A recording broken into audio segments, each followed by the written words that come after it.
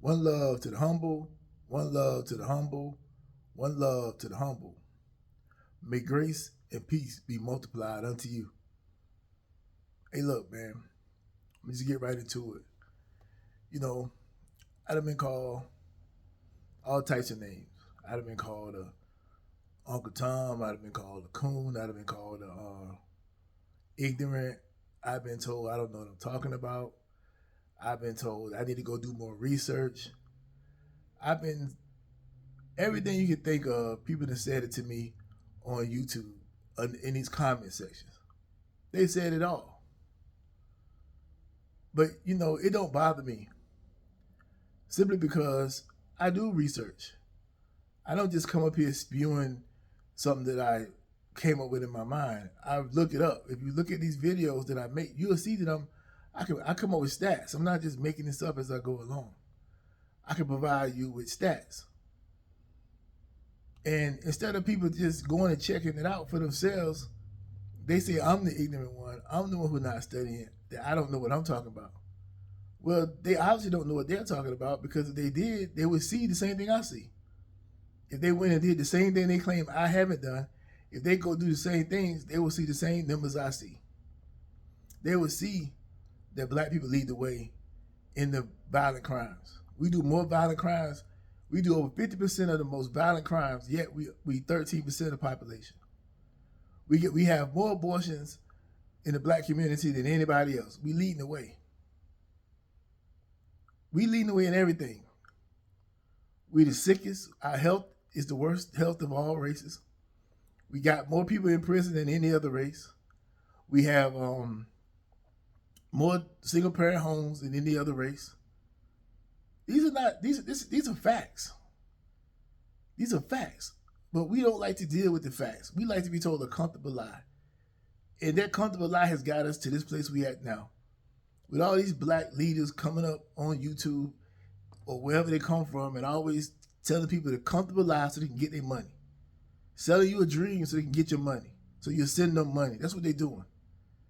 They keep pumping you up, making you believe some lies. We're not doing good at all. All based around the guise of some type of civil rights, some type of privilege of being black, that we deserve these things, when all you gotta do is go out here and build it for yourself. But every time you tell somebody to build something, the first thing they're gonna say is, well, they burnt down Black Wall Street, well, they burnt down this and they burnt down that. That was not the worst thing that could have happened to black businesses. The worst thing that could have happened to black business was the civil rights movement. The civil rights movement was the worst thing that could ever happen to black businesses and black people in general. They sell it to you like black people did not have all of the things that white people had during that same time. We had everything they had. We had everything they had. We wasn't lacking in any kind of way. We had stores. We had bus lines. We had movie theaters. We had restaurants. We had it all. But they sell it to you to make you think we ain't had nothing, so we had to go over there. That's the pictures they took, showing you only us going to the back door over there, trying to get in over there. And that was because of the civil rights movement is why it was televised that way. What you don't realize is all this stuff was a setup. We didn't need civil rights. Malcolm X said it better. We needed human rights, not civil rights. That's why he had this issue with Martin Luther King at that time. And I'm not blaming Martin Luther King, because he didn't really know what he was doing until it was too late. But that was the way it was. The way they went about trying to integrate everybody was using the civil rights movement as a catalyst to get everybody integrated. But they should have just let it happen naturally. Either let it happen naturally, or maybe it wouldn't have happened at all. So what? We was doing well. Go back and look at what they had prior to the civil rights movement. Go do your research, and you will see what they had before civil rights, and you will see what happened after civil rights, and how we started declining to all the way up until we hit where we at right now. We're the freest we ever been, but yet we are worse off than we ever been. But you can't tell nobody that. They don't believe it. They don't see what's going on around them. They've been sold a lie to make them think the people back then had it worse. They didn't have it worse. Their people back then were independent people. They wasn't dependent on the government. They wasn't dependent on a black leader. They was dependent on themselves. They went out and built. for themselves. They had for themselves. That's why they had more stuff then than we got today. We have nothing today. But sports, we have entertainment is what we have today. That's it. That's what we bank our whole thing off of, is making it to the NBA and making it to acting or some rapping or some entertainment. That's what everybody strive to be. That's what most people, black people, strive to be. But civil rights was a setup. It wasn't for real. It was just something used to bring the races together. They knew what was going to happen when they knew it was going to be hard. We didn't have to go to white schools. We had black schools already. We had HBCUs. That's where it come from. It was already established before the civil rights movement. Go look at when them HBCUs were established. If you live near HBCU, go look it up, or go look up any HBCU in the country, and you will see. Look at when it was established. None of them was established after the 1960s. All of them were established way before the 1960s. We had colleges already. We had professors already. We had it all already. We didn't need to do anything we're doing today. But we can't tell nobody that. They don't believe it. The whole Rosa Parks thing was a lie. It was fake. It didn't happen organically. It was a well-rehearsed plan that they used to push the movement. It didn't happen. She didn't just get off work one day, get on a bus, and say, "Oh man, my feet tired. I'm sitting right here in the front." That's not how that happened. It was a well-rehearsed plan. And she wasn't even the original one that was supposed to do it. They had another girl that was going to do it. But she was pregnant.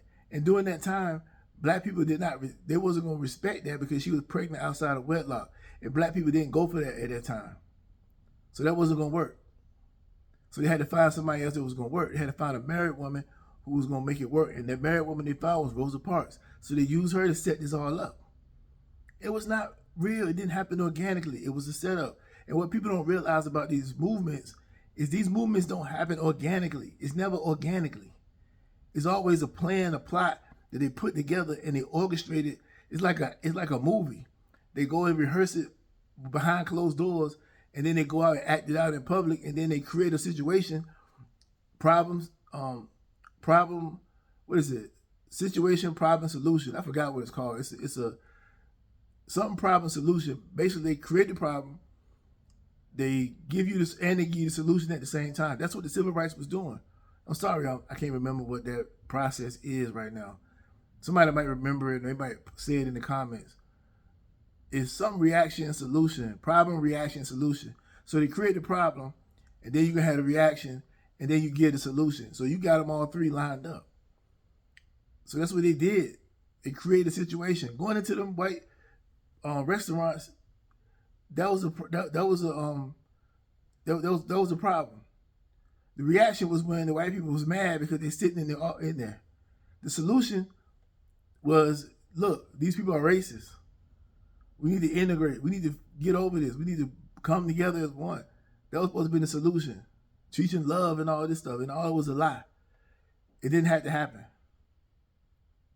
But you can't tell nobody that. Me saying that, I don't know what I'm talking about. I know what I'm talking about, man. I don't just come up here running my mouth. If people did the research they claim that I don't do, then maybe they would know this too. But they ain't doing nothing but just talking.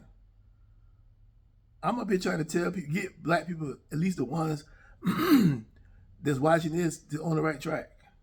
To get out of this they have brainwashed black people to the point. It's the best case of psychological warfare that I've ever seen done. Was they done on black people? Because now black people can't do anything without being racist.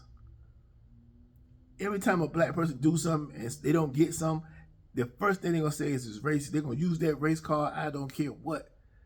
Then they never, because of them, it's always somebody else. No matter how poorly they act, they can go out here and unalive 100 people and get to the courtroom and they get 100 life sentences. They're going to say, the only reason why I got 100 life sentences because the judge was racist. That's what they're going to say. Something stupid like that. That's stupid. But that's the conditioning.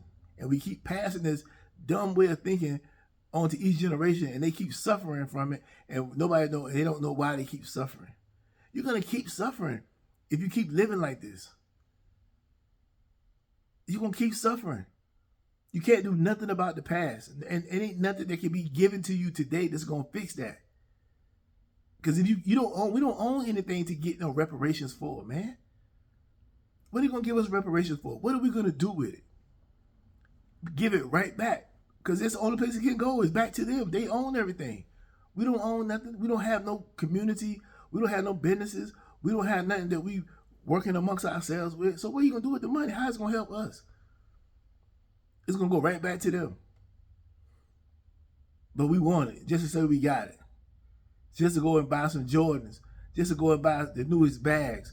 Just to go and buy the Lamborghinis.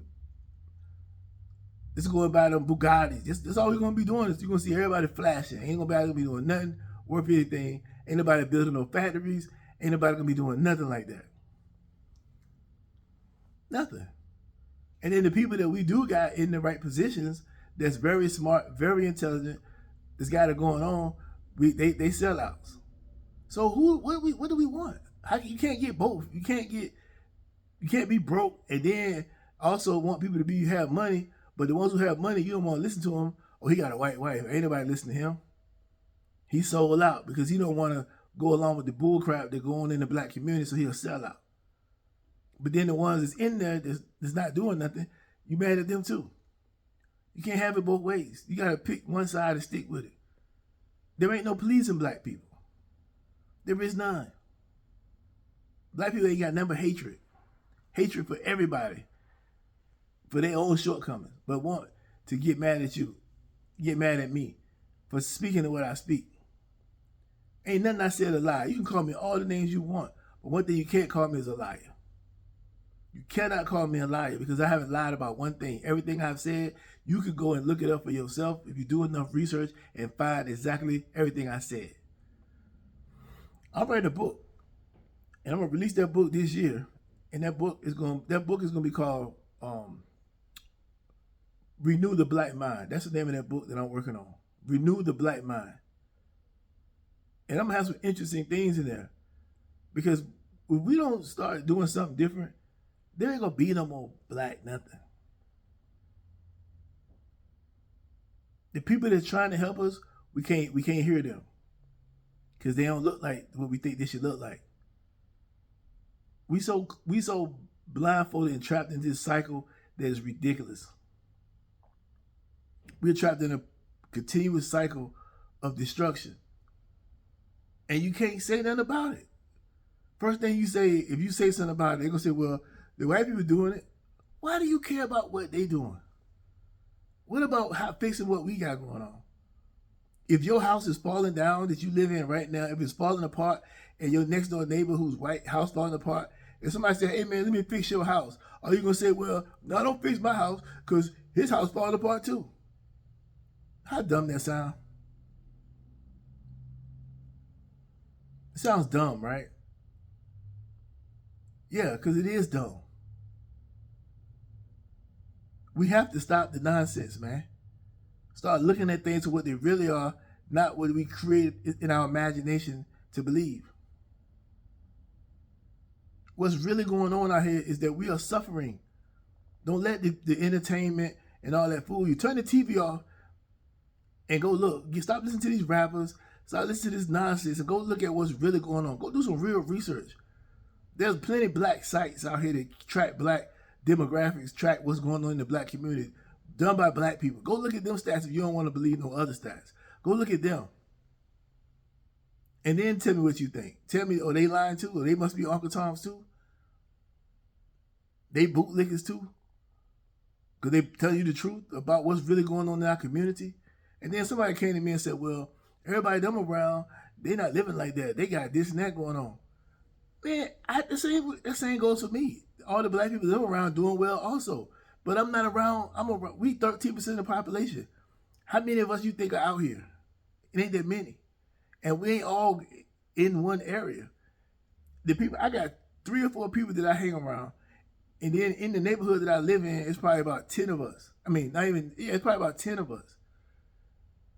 But then I can go to other neighborhoods where it's more than 10 of us that's not living the way I am.